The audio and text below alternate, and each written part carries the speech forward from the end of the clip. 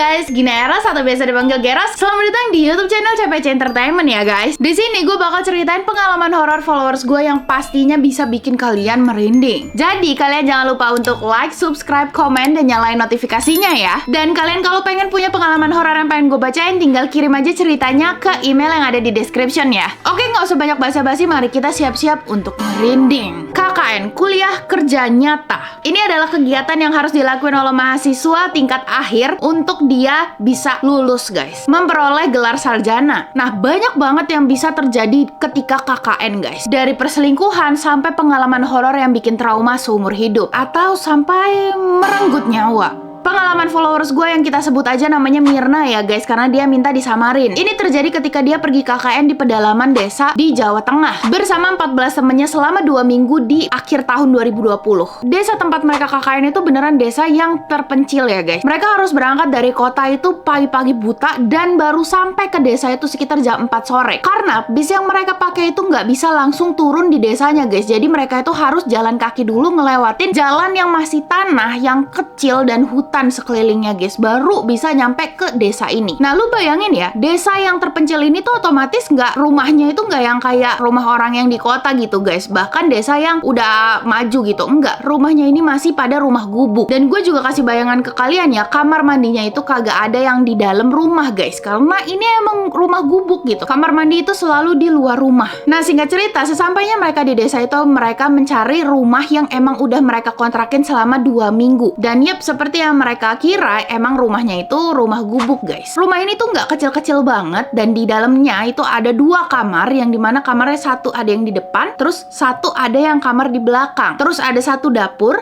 dan ada 1 ruang tamu gitu guys yang besar. Nah, sesampainya mereka di rumah ini, akhirnya mereka beberes dong guys ya, beres-beresin, bersih-bersihin rumahnya, dan juga beres-beresin barang-barang yang mereka bawa. Dan mereka juga membagi kamar tempat tidurnya. Kamar depan itu diisi sama 6 orang, kamar belakang diisi sama 5 orang. Sisanya mereka harus tidur di ruang tamu guys. Termasuk Mirna, narasumber kita, kedapetan tidur di ruang tamu. Nah, ketika mereka beberes nih, ada 1 keanehan dari rumah ini guys. Di kamar belakang itu ada lemari besar yang tua banget, tapi itu lemari itu dipaku dari luar guys, kayak nggak boleh dibuka gitu. Untungnya mereka semua ini nggak yang pengen ngebuka lemari itu guys, ya udah dibiarin begitu saja. Sampailah nih malam tiba. Malam itu semuanya berkumpul di ruang tamu guys. Mereka melakukan briefing nih untuk apa aja yang bakal disiapin untuk besok, dan juga apa aja yang mereka lakuin waktu KKN. Terus setelah sholat isya, mereka memutuskan untuk ngaji bareng guys di ruang tamu. Niat mereka melakukan pengajian ini tuh untuk mengusir roh-roh jahat yang ada di rumah itu dan melindungi diri mereka gitu guys, kayak semacam ruqyah ya. Udah tuh mereka saling mengaji, habis itu kelar di jam 8 malam guys. Mereka semua balik ke tempat tidurnya masing-masing, dan ya udah mereka semua tertidur. Nah, di hari pertama nggak ada terjadi apa-apa guys, semuanya berjalan dengan lancar. Dan mereka juga memutuskan untuk dirutinin gitu guys, ngadain ngaji bareng-bareng setelah sholat isya di ruang tamu. Jadilah tuh 3 hari berturut-turut mereka melakukan itu guys. Sampailah nih di hari keempat. Pagi itu Mirna ini kebangun guys, tiba-tiba. Dia yang kebangun di ruang tamu itu kok nengok kiri kanan kayak nggak ada temennya. Di mana? Emang semua udah pada berangkat? Ini masih subuh kok. Akhirnya dia ngecek ke kamar, dan semua temennya ternyata pada impit-impitan tidur di 1 kamar, yaitu kamar depan. Mirna di sini kayak heran, bingung kenapa gue ditinggalin tidur. Akhirnya dia ngebangunin salah satu temennya dan tanya, kenapa woi, kenapa pada tidur di sini semua? Gue kok ditinggalin di luar. Di sini Mirna diceritain kalau ternyata jam 3 malam semalam itu ada ketokan yang beneran gede banget, keras banget, berkali-kali dari depan pintu rumah. Kayak digedor-gedor itu pintunya, bener-bener kenceng dan gak berhenti-berhenti. Walaupun teman-teman yang di dalam itu udah ngomong kayak, iya siapa, gak ada yang jawab, cuma ngegedor-gedor aja guys. Mereka semua ini kan kebanyakan perempuan, jadi nggak bisa tuh, nggak mau mereka untuk ngebukain pintunya. Dan lebih anehnya lagi, pas waktu keguruhan itu, Mirna itu sama sekali nggak bangun, padahal posisi dia tidur itu deket banget sama pintunya. Dia yang paling deket sama pintu, dia nggak kebangun sama sekali, sampai temennya udah ngebangunin dia juga tetep aja nggak kebangun. Akhirnya ini cewek-cewek yang pada udah ketakutan itu pergi ke kamar depan dan mereka stay di situ bareng-bareng guys. Ketokan itu pun akhirnya menghilang di menjelang subuh sebelum Myrna kebangun. Di sini Myrna yang denger itu tuh dia tuh lebih kayak perasaannya tuh kesel guys, karena kenapa lu ninggalin gue sendirian, parah banget gitu. Kalau terjadi apa-apa ke gue kan ya lu juga yang harus tanggung jawab gitu guys. Kita kan KKN bareng-bareng. Itu perasaannya Myrna. Tapi skip nih guys, pas waktu siang hari mereka KKN, Myrna ini ngerasa kayaknya ada yang aneh ya. Kenapa gue nggak bisa kebangun dah? Padahal ada ketokan kayak gitu. Gue juga tidurnya kan nggak kebo coy. Gue gampang kebangun orangnya. Myrna mikir kayak gitu. Dia ngomong lah nih sama temennya yang kita sebut saja namanya Tina. Tina ini ngomong kalau ya paling lu tuh kecapean doang kali, makanya lu nggak kebangun, nggak denger, karena lu beneran capek banget. Udah nggak usah mikir yang aneh-aneh. Tapi tetap aja nih Myrna ini punya perasaan yang udah nggak enak banget guys. Nah di sini temennya Myrna ini tuh malah ngomong kayak gini. Tapi gue tuh juga bukan concern sama ketokan dari depan pintu yang semalam aja coy. Temennya Myrna ini kan tidur di kamar yang di belakang ya guys. Dia malah lebih concern karena dari awal dia ada di situ, lemari yang dipaku itu setiap malam selalu ada ketukan dari dalam. Dan juga kadang ada kayak suara cakaran dari dalam lemari. Itu yang ngebuat temennya Myrna ini lebih kayak khawatir. Tapi tentu saja mereka nggak dapet jawaban apa-apa guys dari percakapan itu. Karena ya ini cuma kejadian aneh, ketok-ketokan biasa aja gitu. Singkat cerita, malam pun tiba dan mereka briefing. Habis itu mereka ngaji lagi kan guys ya, bareng-bareng. Tapi malam itu teror makin menggila. Belum selesai mereka ngaji, salah satu temennya yang namanya Mawar yang saat itu duduknya itu menghadap ke arah pintu masuk guys, yang emang pintunya itu dibuka. Dia tuh sesekali tuh kayak lagi ngaji, terus tiba-tiba ke distract, terus mandangin itu pintu, diam aja. Abis itu ngaji lagi, abis itu mandangin lagi, kayak begitu guys. Nah kita sebut aja orang ini namanya Mawar ya guys. Nah Myrna notice itu dari awal, karena emang Myrna duduk sampingan sama Mawar. Myrna ini sesekali tuh pas waktu Mawar lagi bengong tuh dia colek-colek lah, yang ngebuat Mawar akhirnya fokus lagi untuk ngaji gitu guys. Cuman di satu momen ketika Mawar balik lagi natapin ke arah pintu, ke arah luar rumah yang beneran gelap banget guys, itu tiba-tiba aja dia senyum dan ketawa.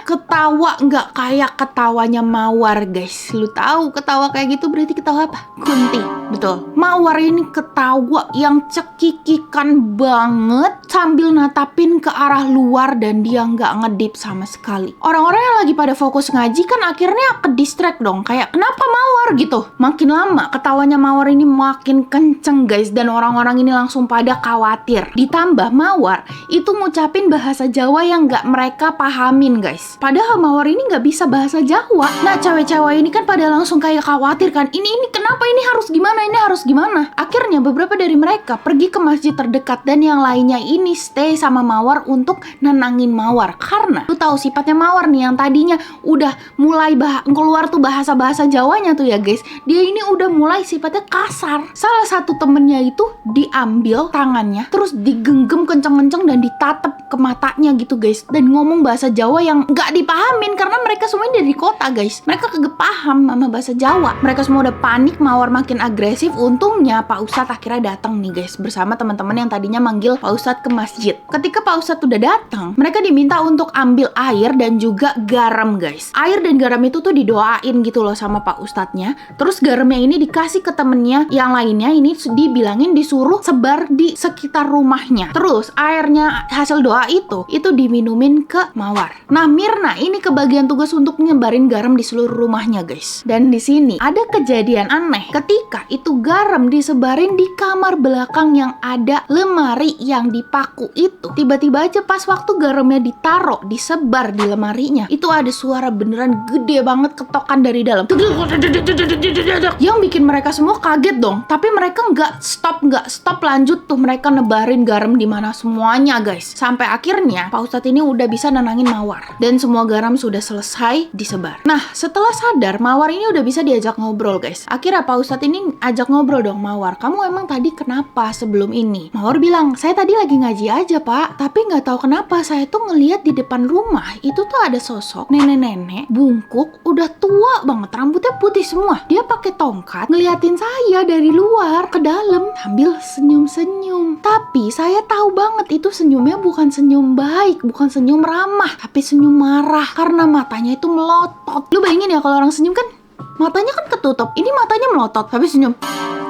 Creepy nggak? Creepy coy. Nah, ustadznya di sini langsung menyimpulkan kalau sosok nenek-nenek itu tuh masuk ke dalam tubuhnya Mawar guys. Dan sosok ini tuh marah guys, karena emang sosok itu tuh udah lama tinggal di sekitar rumah ini guys. Terus mereka ini semua diem guys, nggak bisa ngejawab Pak Ustadz. Nah, Pak Ustadz langsung ngomong kayak gini, bentar ini kalian semua udah pakai mukena dan megang Al-Quran, ini habis berdoa kayak gimana ini? Digituin guys. Terus salah satu dari mereka jawab, kami emang setiap malam ngadain ngaji bareng Pak Ustadz untuk mengusir roh-roh jahat yang ada di sini supaya kami nggak digangguin karena kami kan juga pendatang di sini. Terus Pak Ustadznya langsung, nah itu kamu itu harusnya kalau berdoa bukan untuk mengusir roh jahat, tapi kalau berdoa ngadain pengajian untuk perlindungan diri, minta sama Allah. Paham kan guys bedanya? Salah niat mereka guys. Niatnya mereka untuk mengusir dan mengganggu jin-jin yang ada di sana. Sedangkan harusnya niatnya mereka itu minta sama Allah untuk dilindungin dari hal yang jahat-jahat gitu guys, dan dilancarkan semuanya gitu guys. Ya kan? Karena sesungguhnya manusia dan jin itu tuh hidupnya berdampingan guys. Nggak seharusnya manusia itu kayak langsung ngusik-ngusik aja gitu, kayak pengen ngusir-ngusir padahal dia juga nggak ganggu kita gitu guys. Apalagi sosok nenek itu emang sudah lama tinggal di situ guys. Udah tuh guys, singkat cerita malam itu sudah aman. Semua orang tertidur dengan lelap. Tapi anehnya malam itu Mirna yang kebangun guys. Jam 3 pagi dia kebangun karena dia ngedenger ada suara yang kencang banget berkali-kali kayak duk duk duk duk dari kamar belakang. Akhirnya Mirna memutuskan untuk datengin kamar itu kan guys. Pas waktu dilihat itu Mawar lagi ada di depan lemari yang dipaku itu sambil jedotin kepalanya. Buk buk buk, dan dia sambil senyum loh ngelakuin itu. Jadi dia sambil senyum terus ngedok-dokin kepalanya guys. Di sini Mirna panik nih. Akhirnya dia berusaha untuk mendekat ke Mawar. Pas waktu dia mendekat, Mirna bisa dengar kalau Mawar ini ngomong sesuatu dalam bahasa Jawa. Akhirnya Mirna ngeluarin HP-nya untuk ngerekam apa yang Mawar omongin. Nah setelah itu langsung lah tuh dia narik Mawar untuk ngejauh dari lemari itu guys. Tapi Mawar itu kuat banget sampai akhirnya Mirna ngebangunin 4 temennya yang lainnya yang tidur di kamar belakang untuk ngebantuin ngejauhin Mawar dari lemari itu guys. Tapi di sini Mawar itu masih tetap terus senyum aja sambil melotot dan sambil ngucapin kata-kata yang sama. Malah semakin lama semakin kencang. Di sini Mirna akhirnya ngebangunin semua orang dan beberapa dari mereka ngejemput ustadznya lagi guys. Pak Ustadz ini akhirnya ngadain ritual yang sama kayak tadi ya guys, pakai garam sama air. Tapi Mirna ini nggak kunjung juga sadar guys. Sampai akhirnya malah dia makin parah, makin teriak-teriak, terus juga kelakuannya bener-bener udah sadis banget gitu loh guys. Lu tau kan kalau orang kesurupan itu kayak kemana-mana gitu dia. Pak Ustadz di sini ngomong kalau sosok yang nempel di Mawar ini tuh udah sangat erat sampai Mawar ini kalau mau dilepasin dari sosok itu harus dibawa dulu keluar desa guys, supaya sosok ini tuh makin melemah guys. Akhirnya Pak Ustadz dan beberapa teman lainnya memutuskan untuk bawa Mawar keluar dari desa. Tapi sebelum itu Mirna sempat nanya ke Pak Ustadz arti dari rekaman yang dia ambil dari omongannya si Mawar guys, yang berbahasa Jawa itu. Dan Pak Ustadz ngomong kalau artinya adalah pergi kamu sendiri sebelum saya yang buat kamu pergi.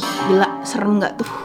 Lu diusir balik loh. Nah setelah itu Pak Ustadz langsung buru-buru ngebawa Mawar untuk keluar dari desa itu guys, karena makin lama kondisinya Mawar itu makin parah. Mirna ini bukan salah satu yang ikut nemenin Mawar guys, dan Mirna itu stay di rumah guys. Jadi ketika sudah menjelang subuh mereka sudah mulai adem tuh guys. Mereka sholat subuh dan mereka siap-siap untuk KKN lagi. Tapi hari itu hati mereka semua ini udah makin gak enak gitu guys, karena tahu tuh arti dari kata-kata Mawar ketika Mawar kesurupan itu, pergi sana kamu sendiri sebelum saya yang buat kamu pergi. Tapi mereka harus memaksakan diri guys, karena KKN ini salah satu hal yang harus mereka penuhi supaya mereka bisa lulus dari kuliah gitu. Singkatnya menjelang sore Mawar akhirnya dibawa pulang sama Pak Ustadz dan beberapa temen lainnya guys. Mawar sudah kembali lagi tuh, alhamdulillah. Tapi Mawar disuruh istirahat dulu guys, jadi Mawar nggak boleh KKN dulu. Nah Mirna salah satu temennya yang nemenin Mawar di rumah saat itu guys. Ketika Mirna sama Mawar ini berduaan aja di rumah, tiba-tiba ada seorang ibu yang datang nih ngetok rumahnya. Dibukalah nih sama Mirna, ada apa bu? Terus ibu ini ngomong, oh saya dari desa sebelah. Tadi saya dengar kalau katanya di sini ada yang kesurupan ya anak KKN. Mirna jawab, oh iya bu, itu teman saya lagi istirahat. Oh, udah 2 kali kena kesurupannya. Hah, di mana saya boleh lihat nggak? Dibawa masuklah nih ibu ini guys, dibawa ke kamar belakang. Terus ibunya nih kayak kaget pas waktu ngeliat kamar belakang, belum ngeliat Mawar, udah kaget duluan. Hah, kamar ini dipakai? Kata ibunya. Iya bu. Nah pas waktu dia udah ngeliat kamarnya, di dalam kamarnya ada Mawar, ada lemari itu. Dia makin kaget guys ngeliat lemari itu. Ibunya malah ngomong gini, tunggu, ini kain putih yang nyelimutin lemari ini ini mana? Kok nggak ada? Kayak gitu. Mirna heran dong kayak, kenapa Bu? Nggak ada emang. Saya pas nyampe sini ya udah kayak begini. Kamarnya juga udah bisa dibuka kok. Jadi ya kita pakai kamar ini. Terus ibu itu kayak freak out sendiri. Ini harusnya kamar nggak boleh dibuka. Lemarinya juga ada penutup kain kafannya. Mirna heran dong. Dia nanya, kok ibu bisa tahu? Terus ibunya ngomongin, ya saya dulu sempat tinggal di sini selama 3 tahun dan kamar ini nggak pernah boleh dibuka. Terus akhirnya si ibu ini mulai bercerita nih, kenapa bisa ada kejadian seperti itu. Jadi ternyata rumah ini tuh ada latar belakangnya guys. Rumah ini dulu ditinggalin sama seorang nenek-nenek sebatang kara sendirian, udah tua banget, nggak pernah dijengukin sama anak-anaknya karena anak-anaknya udah pada di kota guys. Nenek ini karena sendirian, terus rumahnya juga ini tuh desanya tuh nggak, rumahnya tuh deket-deketan gitu loh guys. Jadi rumahnya itu sendiri-sendiri gitu, agak jauh. Nenek ini meninggal sendirian di kamar belakang dan beliau baru ditemuin setelah 2 hari meninggal, tertidur di kamar belakang guys. Akhirnya nenek ini dikuburin di kuburan desa itu guys, dan perkakas-perkakas nenek ini itu ditaruh di dalam lemarinya dan dipakuin. Terus lemarinya itu ditutupin sama kain putih alias kafan. Nah rumah ini tuh sempat kosong beberapa lama, cuma diurusin sama kepala desa tuh guys. Nah karena anak nenek ini tuh nggak balik-balik ke desa, akhirnya sama kepala desa rumah ini dikontrakin. Masuklah tuh ibu itu ngontrak guys setelah beberapa tahun kosong, dan ibu itu sempat tinggal di situ selama 3 tahun. Dia ini juga bisa tahu kamar belakang itu nggak boleh dipakai, terus ada kain yang menutupinya. Itu juga dia learn it the hard way gitu. Dia juga ngalamin beberapa teror yang mengerikan di belakang kamar itu, makanya dia tahu kalau kamar ini nggak boleh dibuka dan nggak boleh ada yang ngisi guys. Setelah tahu itu, Mawar langsung disuruh pindah ke kamar depan, dan kamar itu langsung dibersihin sama Marni dan dikunci guys. Singkat cerita, malamnya ketika semuanya sudah ada di rumah dan mereka melakukan briefing, Mirna ceritalah nih sama semua teman-temannya apa informasi yang dia dapat dari ibu-ibu yang berkunjung tadi. Dan mereka memutuskan untuk meluruskan niat mereka dulu, untuk apa sih mereka berdoa, bukan untuk ngusir apa yang ada di sini, tapi mereka untuk perlindungan diri tuh guys. Akhirnya mereka memutuskan untuk meluruskan niatnya dulu, terus mereka nggak ngadain pengajian, mereka berdoa sendiri-sendiri guys. Dan juga mereka minta sama Pak Ustadz kain putih yang besar banget alias kain kafan, terus nutupin lemari itu dan mengunci pintunya guys. Singkat cerita, beberapa hari setelahnya nggak ada yang terjadi lagi guys, semuanya aman, tenang, kalem, sampai mereka sudah mulai bisa ngaji bareng-bareng lagi guys, dan tidak ada yang ngeganggu. Untungnya mereka ini di sini cuma 2 minggu guys, jadi nggak lama-lama banget ya guys. Jadi sisa kayak 9 harian setelah kejadian itu. Alhamdulillahnya mereka bisa menyelesaikan KKN dengan baik, kondisi Mirna nggak apa-apa, dan Mawar alhamdulillahnya nggak pernah kesurupan lagi setelah itu. Untung aja mereka semua selamat ya guys. Kalau enggak, parah sih. Kayak KKN desa penari gitu, ada yang metong. Aduh, jangan sampai ya guys. Ya udah guys, menurut kalian ini cerita serem apa enggak? Gue pengen tahu pendapat kalian di komen ya guys. Terus kalau kalian juga punya pengalaman horor yang pengen gue bacain, langsung aja kirim ke email yang ada di deskripsi. Terus jangan lupa subscribe, like, dan nyalain notifikasinya ya. Ya udah guys, sampai sini dulu. Sampai jumpa di video selanjutnya. Bye bye.